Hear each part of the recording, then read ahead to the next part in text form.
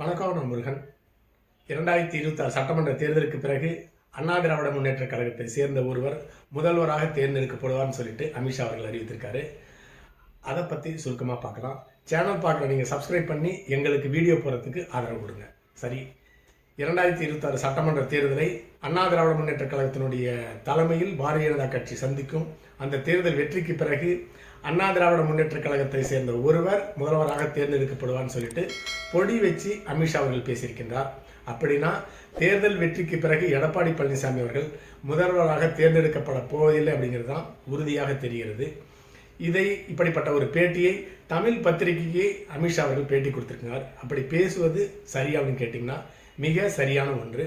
கடந்த காலத்தில் எதிர்கட்சி ஆளும் மாநிலங்களில் பாரதிய ஜனதா கட்சி அந்த கட்சியினுடைய ஊழலை முன்னிலைப்படுத்தி அந்த கட்சியினுடைய இரண்டாம் கட்ட தலைவரை முதல் கட்ட தலைவராக தேர்ந்தெடுத்து முதல் கட்ட தலைவரை முடக்கி அந்த மாநிலத்தில் பாரதிய ஜனதா கட்சி ஆட்சிக்கு வளர்வதற்கு உறுதுணையாக இப்படிப்பட்ட வேலைகளை செய்திருக்கிறது. அதுதான் கடந்த காலத்தில் பாரதிய ஜனதா கட்சியினுடைய வரலாறாக இருந்திருக்கிறது. உதாரணத்திற்கு மகாராஷ்டிரா, பீகார், ஆந்திரா, ஜார்க்கண்ட், கர்நாடகா இந்த மாநிலங்களை எல்லாமே பாரதிய ஜனதா கட்சி அந்த மாநிலத்தில் இருக்கிற முக்கிய கட்சியை உடைச்சி அந்த கட்சியினுடைய இரண்டாம் கட்ட தலைவரை முதல் கட்ட தலைவராக மாற்றி அந்த மாநிலத்தில் பாரதிய ஜனதா கட்சி வளர்ந்து கொண்டிருக்கிறது. அந்த வரிசையில் அமித்ஷாவினுடைய இலக்காக பாரதிய ஜனதா கட்சியினுடைய அடுத்த இலக்காக தமிழ்நாடு அமைந்திருக்கிறது அப்படிங்கிறது தான் உண்மை. சரி, அண்ணா திராவிட முன்னேற்ற கழகத்தில் எடப்பாடி பழனிசாமி அவர்கள் முதல்வர் வேட்பாளர் இல்லை அப்படின்னு சொல்லிட்டு அமித்ஷா மறைமுகமாக சொல்லியிருக்கார். அப்படின்னா அண்ணா திராவிட முன்னேற்ற கழகத்தில் அடுத்த முதலமைச்சர் வேட்பாளர் யார்? அந்த வேட்பாளர் யாருன்னு கேட்டிங்கன்னா அமித்ஷா அவர்களுடைய தேர்வு வேலுமணி.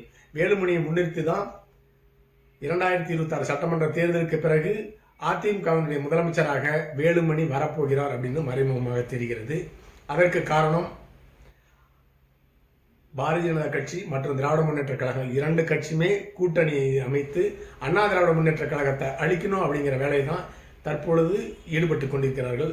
அதனுடைய ஒரு முன்னுரை தான் அமித்ஷா அவர்கள் இப்படிப்பட்ட ஒரு அறிவிப்பை வெளியிட்டிருக்கின்றார். அமித்ஷா அவர்கள் 2026 சட்டமன்ற தேர்தல் கூட்டணி அறிவிப்பதற்காக தமிழ்நாட்டுக்கு வந்தார்.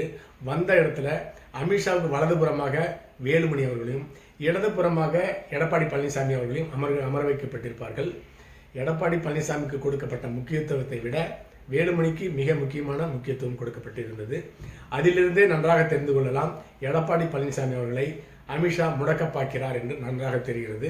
2026 சட்டமன்ற தேர்தலில் அண்ணா திராவிட முன்னேற்ற கழகத்தினுடைய கூட்டணி வெற்றி பெற்ற பிறகு வேலுமணி அவர்கள் முதல்வர் வேட்பாளராக அமித்ஷாவால் அறிவிக்கப்படுவார். அப்படின்னா எடப்பாடி பழனிசாமியினுடைய நிலை என்ன? எடப்பாடி பழனிசாமியினுடைய சொத்து குவிப்பு வழக்கு, அவருடைய மகன் சொத்து குவிப்பு வழக்கு, எடப்பாடி பழனிசாமியினுடைய சம்பந்தி சொத்து குவிப்பு வழக்கு, இந்த வழக்குகளை வச்சு எடப்பாடி பழனிசாமியை மிரட்டி முடக்கி வைப்பார்கள். அப்படி அந்த மிரட்டலுக்கு எடப்பாடி பழனிசாமி அவர்கள் பயப்படவில்லை என்றால் கைது செய்யப்பட்டு சிறையில் அடைக்கப்படுவார். அதன் பிறகு அண்ணா திராவிட முன்னேற்ற கழகத்தினுடைய முதல்வர் வேட்பாளராக வேலுமணி ஆட்சி கட்டிலில் அமர்த்தப்படுவார். வேலுமணியை ஒரு பொம்மையாக வச்சு முதல்வராக வச்சு பாரதிய ஜனதா கட்சியை தமிழ்நாட்டில் வளர்த்து அண்ணா திராவிட முன்னேற்ற கழகத்தை உடைத்து கொஞ்சம் கொஞ்சமாக பாரதிய ஜனதா கட்சி விழுங்கிவிடும் அப்படிங்கிறது தான் உண்மை. இதுதான் பாரதிய ஜனதா கட்சியினுடைய கடந்த கால சரித்திரம்.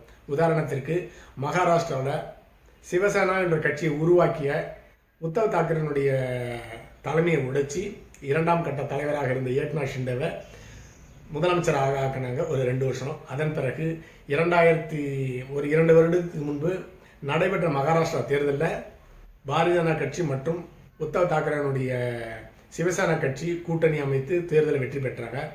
உண்மையான சிவசேனா கட்சி தலைவர் என்று தேர்தல் கமிஷனால் ஏக்நாத் ஷிண்டே அவர்கள் அறிவிக்கப்பட்டார். ஆனால் கட்சி யாருன்னு கேட்டிங்கன்னா உத்தவ் தாக்கரேனுடைய கட்சியினுடைய தலைவராக உத்தவ் தாக்கரே தான் உண்மையான கட்சி தலைவர்.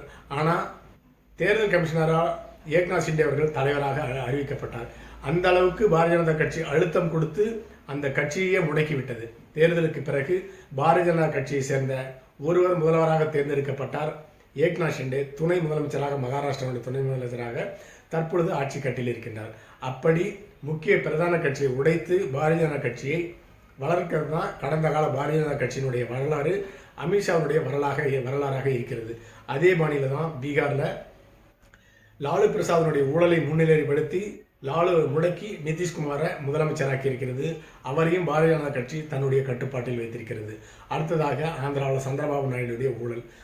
சந்திரபாபுனுடைய ஊழலை வைத்து அவரை மிரட்டி பாரதிய ஜனதா கட்சியினுடைய தலைவராக இருக்கின்ற பவன் கல்யாண் அவர்களை துணை முதலமைச்சராக்கி தெலுங்கு தேச கட்சி முடக்கி இருக்கிறது ஆந்திராவில். அந்த வரிசையில் அடுத்த இலக்காக தமிழ்நாடு அமைந்திருக்கிறது.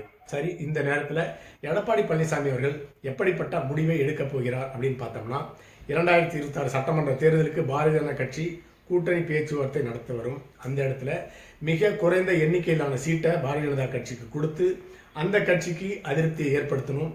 அதன் மூலமாக அவங்களே தானாக கூட்டணியிலிருந்து விலகி போகணும் அப்படிங்கிறது தான் எடப்பாடி பழனிசாமி அவர்களுடைய திட்டமாக இருக்கிறது. அந்த எடப்பாடி பழனிசாமி அவர்களுடைய திட்டம் நிறைவேறுமா அப்படிங்கிறது மிகப்பெரிய கேள்விக்குறி. அடுத்ததாக வேலுமணியை வச்சு கட்சியை உடைக்கிறது. வேலுமணி தான் உண்மையான அண்ணா திராவிட முன்னேற்ற கழகத்தினுடைய தலைவர் அப்படின்னு சொல்லிட்டு எடப்பாடி அமித்ஷா அவர்களால் முன்னிலைப்படுத்தப்பட்டு கட்சியை உடைக்கிறது. அதிருப்தி தலைவர்களான வேலுமணி, செங்கோட்டையன், தங்கமணி, சசிகலா, ஓபிஎஸ் தினகரன் இவர்களை எல்லாமே ஒருங்கிணைத்து அவர்கள் தான் உண்மையான அண்ணா திராவிட முன்னேற்ற கழகம் அப்படின்னு சொல்லிட்டு தேர்தல் கமிஷனை சொல்ல வச்சு தேர்தலை 2026 சட்டமன்ற தேர்தலை சந்திக்கிறது. அப்படி வெற்றி பெற்ற பிறகு வேலுமணியை பொம்மை முதலமைச்சராக்கி தமிழ்நாட்டில் பாரதிய ஜனதா கட்சியை வளர்க்கணும் அப்படிங்கிறது தான் அமித்ஷாவினுடைய திட்டமாக இருக்கிறது. அதனுடைய முன்னேற்பாடு தான் 2026 சட்டமன்ற தேர்தலுக்கு பிறகு அண்ணா திராவிட முன்னேற்ற கழகத்தை சேர்ந்த ஒருவர் முதல்வராக தேர்ந்தெடுக்கப்படுவார் அப்படின்னு புதிர் போட்டு அமித்ஷா அவர்கள் பேசியிருக்கின்றார். அடுத்த பதிவில் சந்திக்கலாம். நன்றி.